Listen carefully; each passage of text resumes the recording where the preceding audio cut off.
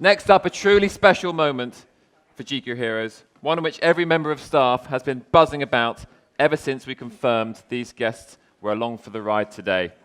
It's a subject that captivates the young and the old alike. Space. What is it actually like up there? Legendary astronaut Buzz Aldrin has written about his own experiences in space and on the moon. He wrote, "My first words of my impression of being on the surface of the moon were magnificent desolation. The magnificence of human beings, humanity, planet Earth, maturing technologies, imagination, and the courage to expand our capabilities beyond the next giant step." First, a short film to give you an idea of what these two extraordinary men get up to as part of their day job. The history of human endeavor has been a history of exploration. Human beings have always looked to the skies and been aware of their place in something bigger than their own surrounds.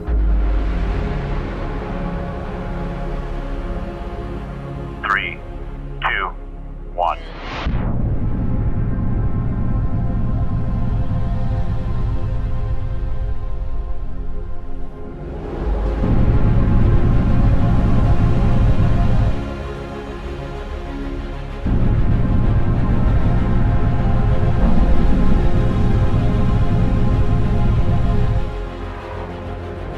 Blasting tourists into space may soon no longer be the stuff of science fiction. Richard Branson's made a career out of breaking tradition. He has his own record company.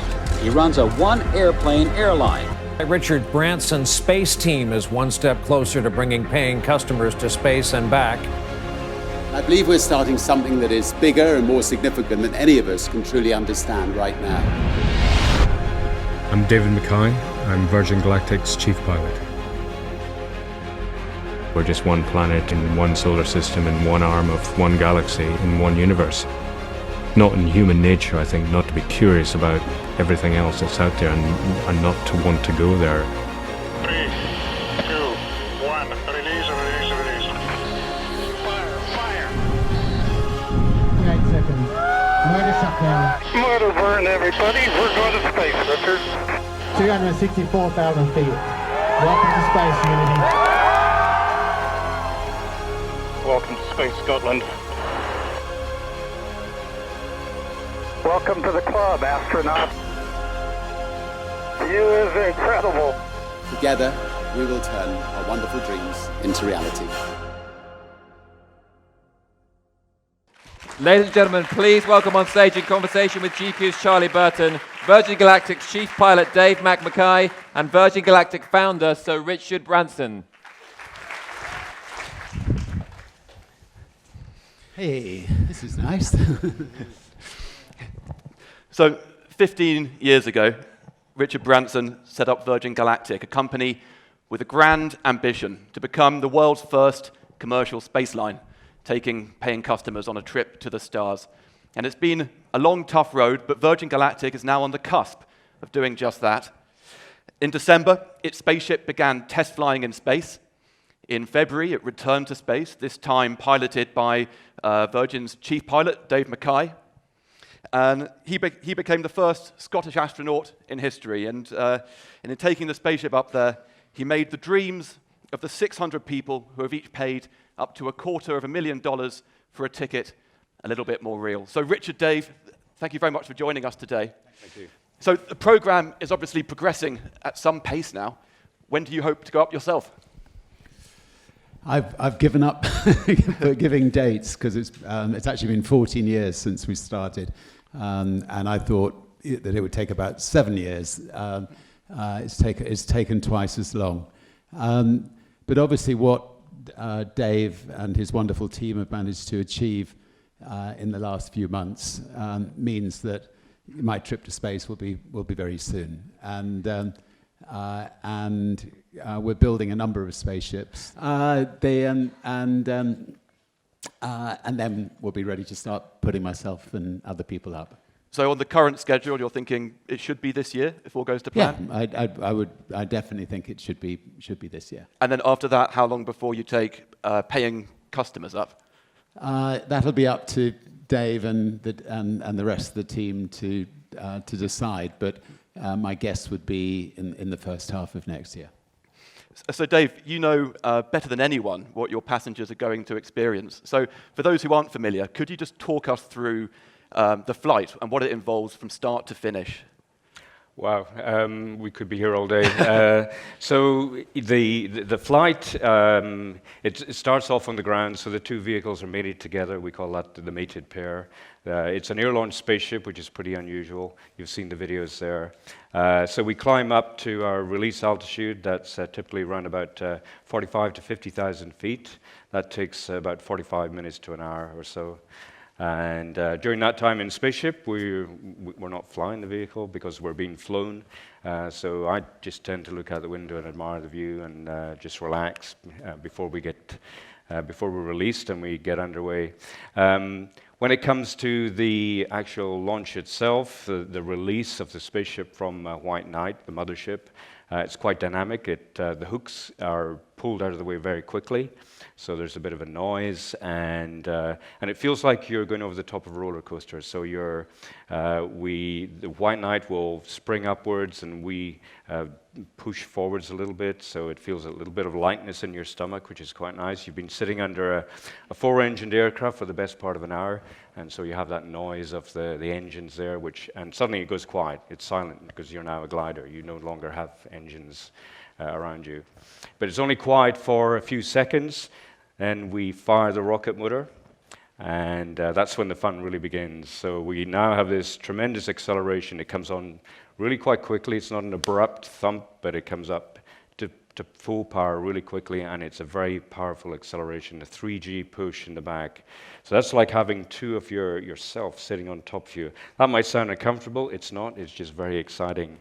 There's quite a bit of noise and a little bit of vibration. So you really know you're on a rocket motor ride. We accelerate away. We are not to 60 time for any car freaks around about here. Is typically around about 0.9 of a second, so it's a very fast acceleration. We go supersonic after about 8 seconds, a little bit of a bubble as we go through the sound barrier, and then we pull the vehicle up into the vertical all the time. So now you're lying on your back and you're pointing straight up, and we're still accelerating with this tremendous 3G force. It lasts for about a minute. At the end of that minute, the motor shuts down. It's got a smooth shutdown, and now we're in weightlessness. So a tremendous contrast between this high acceleration and this wonderful weightless experience. And then we coast up into space. So the motor was shut down at around about 150,000 feet. We're doing 3 times the speed of sound. That's about 2,500 miles an hour straight up. And that's sufficient energy to coast all the way up into space. The sky by this point is black. And at that point, the customers are going to be allowed to unstrap. We raise the feather, which is the tail end of the vehicle coming up. We'll pitch over into the inverted position. We think that's the best view for the customers. The windows are at the top of the vehicle, so now they're looking down at the Earth, and you can look down, you see the Earth racing away from you. You can look out sideways, you see the black sky of space, and this beautiful band of the atmosphere around the planet. All the way up to apogee, now you're floating out of your seat, enjoying this wonderful zero-G experience. Then we start to come back down from apogee, and now you see the Earth starting to race towards you, and that's quite exciting too. And before we meet the atmosphere, we bring it back around into the upright position. And with the feather in that upright position, we now act like the vehicle acts like a badminton shuttlecock, and it will always orientate itself in the correct direction for the re-entry. All the way down to 53,000 feet, where we lower the feather, now we're a glider, and we come back in and land. So it's an amazing experience, and the views are just something else. Dave used to be a Virgin Atlantic pilot. How many years were you there? 13. 13, yes. Okay. And I suspect you didn't, when you joined, space wasn't on your mind. Space has kind of always been on my mind all my life, but I didn't think it was going to happen. But What were you doing before being a Virgin Atlantic pilot? I was in the RAF. I was in the RAF for 16 years, about half that time as a test pilot. And I flew Harriers, vertical takeoff and landing, low-flying aircraft, and a lot of other things too. But I always thought, when I joined Virgin Atlantic, I thought if anything exciting is going to happen in the rest of my life, it's probably going to be in this company. And the other thing I remember is that driving into Heathrow one day, not long after I had joined, and there was a space shuttle there, a model of a space shuttle with Virgin Atlantic colors, and I can't remember what the logo said. It was like today, Florida, tomorrow, who knows where. And so, you know, I always had this dream of becoming or going to space, becoming an astronaut, and I thought, if there's ever a place it may happen or something exciting may happen, it's in this company with this man. The test pilots are, you know, some of the bravest people on Earth. I mean, whether you're a test pilot for a new airplane, a spaceship, you know, it's the test pilots that are trying to find out what can go wrong that you can't actually test on the ground. Obviously, when you're going at 3,000 miles an hour, a lot can go wrong if something goes wrong. But enormous respect for test pilots in all walks of life, and obviously, in particular, you and the team. So, Richard, you've put a considerable amount of money into this project. I mean, almost $1 billion if the reports are to be believed. And there was no guarantee that it was going to get to this stage. So what's been your main motivation, and to what extent is it simply your own personal desire to get up to space? I've always loved adventure, and you know, I mean, lucky enough throughout my life to do a lot of big personal challenges, like trying to be the first to cross the Atlantic in a balloon, or first to go around the world in a balloon, or break the transatlantic sailing record, or speed, you know, or boat record. And so I've always wanted to go to space, and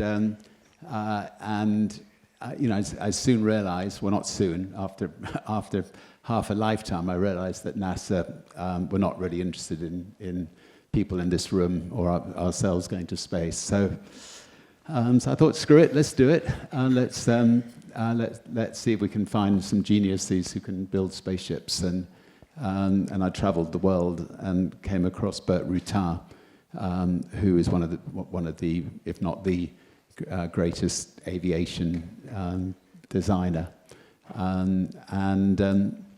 Yeah, and we decided to give it our best shot, and we've got, we're working on putting people into space with Virgin Galactic, and then we have another company called Virgin Orbit, which will be launching in a couple of months' time, roughly, putting big arrays of satellites around the Earth, and Virgin Orbit will go into orbit, traveling at 18,500 miles an hour, dropping off satellites. So. So that's another quite exciting chapter in the next couple of months' time.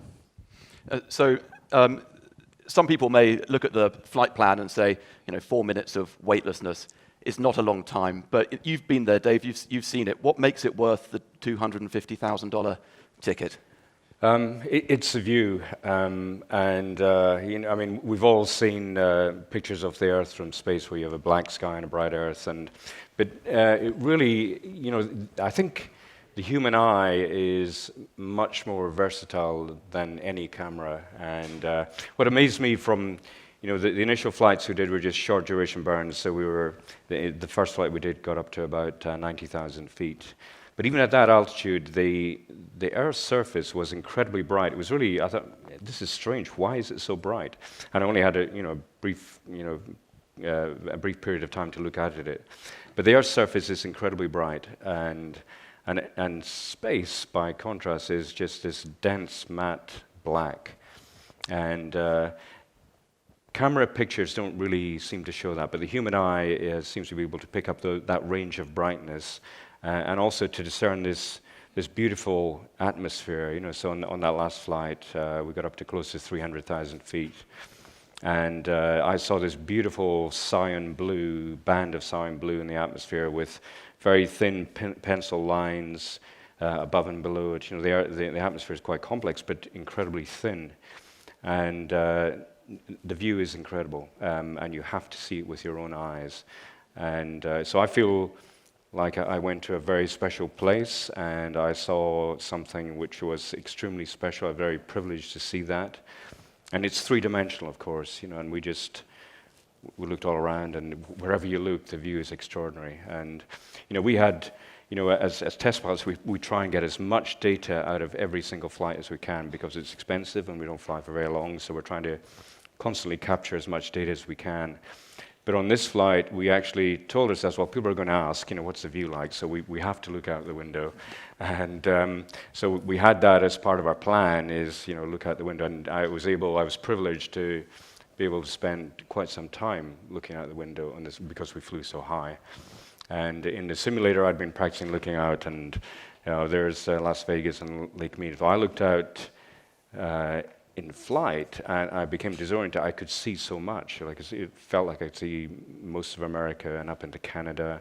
In the other direction, we were seeing down into Mexico. It was, and the Earth was covered in snow at that time, or most of Western America was. And it was, Beth Moses, who was in the back. For the first time, we had someone in the cabin in the back. She said the Earth had her jewels on that day. So, the sun is coming directly down from the atmosphere and lighting up the surface very brilliantly, and the snow-covered peaks of the Rockies to Sierra Nevada just looked stunning. So, how many people, as a matter of interest, would like to go to space one day? Who wouldn't want to go to space? Anybody who definitely don't want to? One person. We'll have to do some work there. Yeah. You're very brave in saying that you won't want to go to space. So, Richard, money aside, there's obviously huge challenges involved in getting a project like this off the ground. And as you alluded to earlier, in 2014, there was an accident in which one of the pilots from your then partner company, Scaled Composites, tragically died. Given this is, it's not exploring other planets, it's about tourism and an experience. I imagine something you've had to think about a lot is what degree of risk is acceptable. And so what kinds of conclusions have you come to about that? Yeah. After the accident, we obviously had to sit down and decide, whether to continue or not. As I said, in the early test flights, you're looking for what could go wrong, and that's where the test pilots are so brave. Once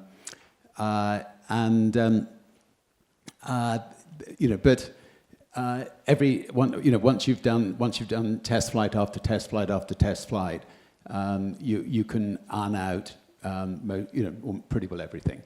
The G650, which is the most popular commercial private airline flying in the world, its first flight, it crashed and killed all 7 test pilots on it.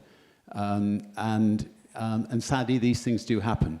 But what we then had to do was talk to, fortunately, it wasn't a technical fault of Virgin Galactic's. So we were able to reassure our engineers that the work they'd done was very good. We talked to our test pilots who were going to have to put their lives on the line, and they felt very comfortable about continuing. And then we talked to our astronauts. We've got about 700 people signed up to go to space, and they pretty well with one voice wanted us to continue. Have we got any? I think we may have one. Do you want to stand up? Any of the people who signed up already to go to space with us? Somebody else here? Anybody else? Anyway, good. 14 years ago. Thank you for sticking with us. They're very loyal.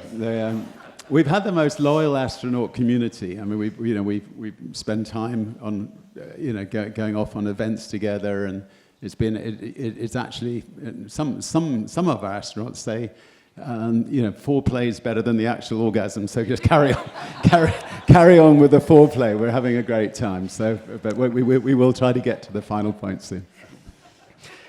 So Dave, that was a Ricky Gervais. He told me that. So how safe is it? If we say that the kind of flight you might take to go on a holiday is safe and a NASA mission is risky, where does it sit between those two things? So, you know, if it wasn't safe, I wouldn't be doing it, and I wouldn't be allowed to do it. We go to incredible lengths to make sure every flight is ready, and we are fully ready for it. We have almost endless committee meetings and safety reviews, and we go into a great deal of depth in preparing for every single flight.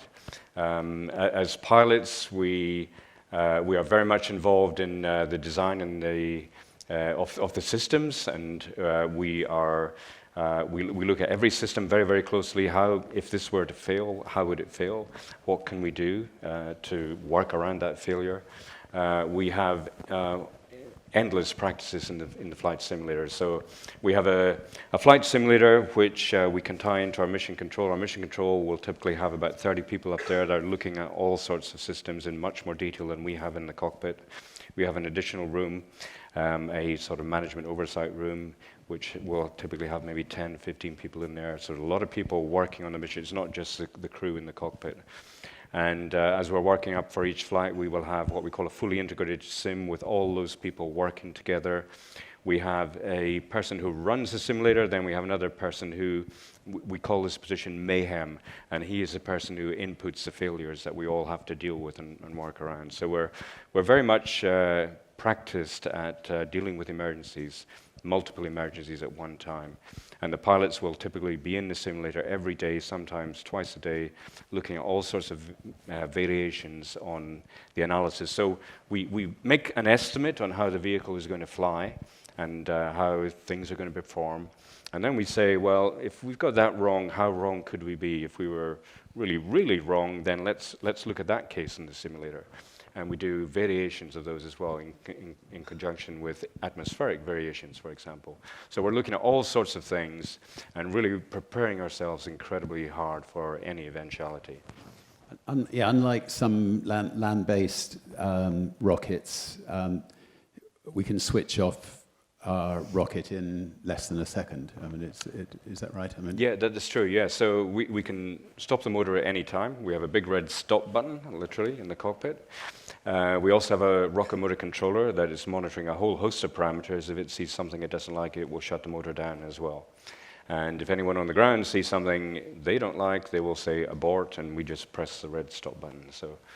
And you know, one of the beauties of an air launch system is we can launch in the air, and if the motor doesn't light or if it only lights for a few seconds, it doesn't matter. We're now a glider, which is the way we're going to finish the flight anyway.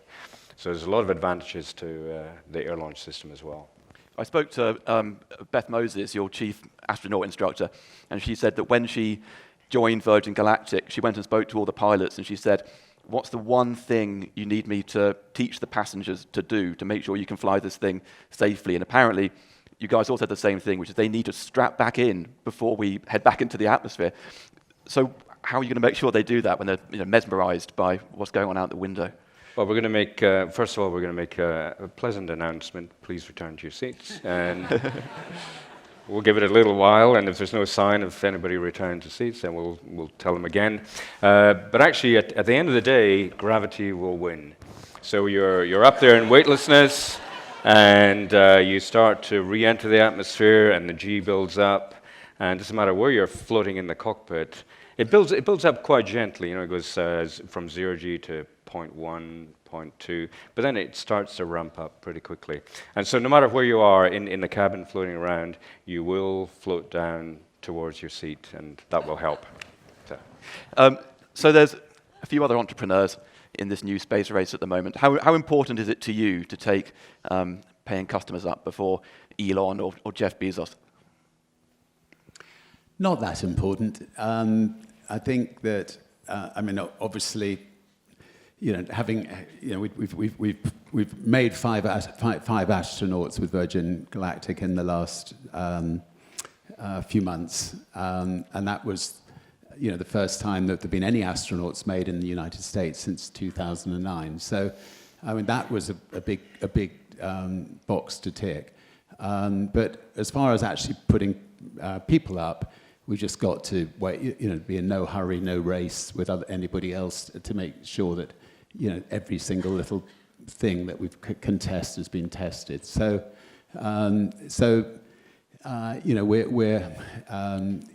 we're happy that there is room for Jeff Bezos' companies, there's room for Virgin Galactic, and there's room for Elon Musk's company, and we're all doing things slightly differently. I mean, the amount of people, as you could tell from in this room, who'd love to go to space is infinite, and it's up to us to make it safe and in the years to come get the price down so people can enjoy the experience. Yeah, so how much do you see the price falling by over what kind of time frame? They'll all cancel their tickets and wait 10 years. I won't put specific numbers on it, but if one day we have, say, 30 or 40 spaceships, which I think is quite possible. I mean, we've got, Abu Dhabi want to build a spaceport there, Australia want to build a spaceport in Australia, Italy want to build a spaceport in Italy, and so on. And each spaceport's going to need at least 2 spaceships and a mothership. So I think if in time we have a fleet of spaceships, then it does enable us to bring the price down. And how did your respective families react when you first told them that you were planning to go to space? Did anyone try to dissuade you? Well, my kids just said, if you're not allowed to go with unless you bring us with them. So, and are they going to go? And they will definitely go. I mean, I'm not sure that my wife will let them go with me on the first flight, but I'll see what happens on that. My wife is somebody that I remember on the inaugural Virgin Atlantic flight. She's terrified of flying, and she's gripping my hand so hard. My hand's gone absolutely white, and I'm just thinking, if anybody sees the wife of the airline owner gripping, so I sort of got a towel, got a blanket, and put it over our hands so that nobody would spot it. But she's slightly less scared these days than she used to be 40 years ago. But she's definitely not going to space. And Dave, I remember you were saying that your mother hates flying. How did she react to this change of career? Yes, my mother has flown once in her life at age 83. She's 96 this year, and she flew once at age 83 only because she had to. There was no alternative, and she hated it. So she does not understand where this came from. I think her ambitions for me were to be a lawyer or a doctor, or even better, a minister of the Kirk. That's the sort of thing that she had in mind for me. So she doesn't understand where this comes from. So after my space flight, I rang her up, and we were having a chat, and she said, so David, you've achieved your life's ambition. And I knew exactly where she was going with this, so I stopped her, I interrupted her, and said, yes, and I can't wait to achieve it again soon. So, sorry, go ahead. No, I was just thinking that I thought that we'd come up with the name Virgin Galactic Airways in 1991 when I went to the registry office to register it. The other day, I saw footage of something that happened 10 years earlier than that. April Fool's Day happens to be my favorite day of the year. And we always like to try to come up with some grand thing for April Fool's Day. And in this year, what we did was we built a UFO. And it was a UFO, and it took off, and it flew over London at 4:30 a.m. on April Fool's Day. And within an hour or two, all the radio stations had lit up. The 3 police forces had been called out. The army had been called out. We came down the motorway, and every single car stopped, and just everybody was standing outside their car looking up at us. And we landed in a foggy field just outside Gatwick. And the police surrounded the field, the army surrounded the field, and they sent this policeman. This was the first view that our people from outer space saw of mankind, was a policeman coming across with a truncheon in his hand. And we had this door, just like in E.T., lift very, very slowly. and we were pumping dry ice inside of them. And we brought this a very, very small friend of mine. I'm not sure if you're allowed to use the word midget, but he was a midget. A very small friend of mine in an ET outfit who walked down the plank. And this policeman turned around and just ran in the opposite direction. But what I hadn't realised was that on the back of the UFO, we'd actually written Virgin Galactic Airways, which so it was we only discovered that a week ago. Well, look, sadly, we've run out of time, but thank you very much for joining us, and best of luck for the rest of the test flight programme. Ladies and gentlemen, can we please show our thanks to Dave Mackay and Richard Branson?